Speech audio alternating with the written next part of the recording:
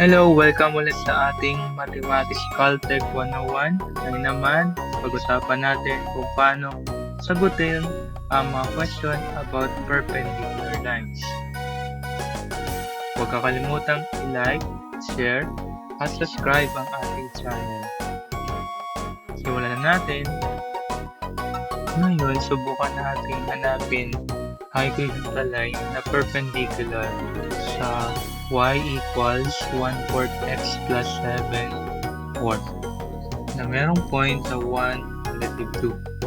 Feel free to pause the video para masagutan nyo yung ating question.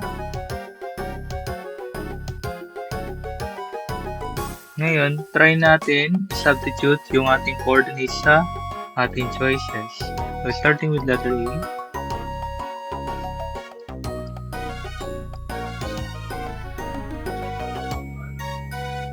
We have 4. Ito yung magiging positive. So, magiging 8.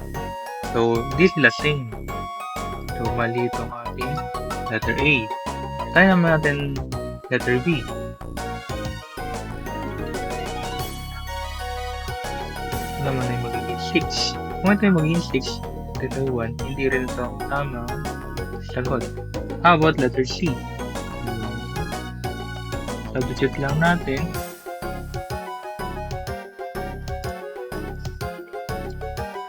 So, 4 minus 2 is 2, which is the correct answer. Ang tamang sagot natin sa una natin question is letter C.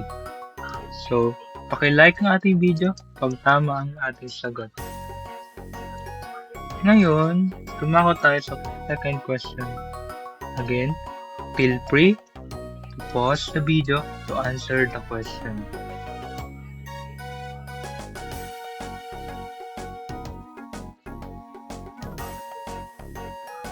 Once you get your answer, comment nyo sa ating comment box.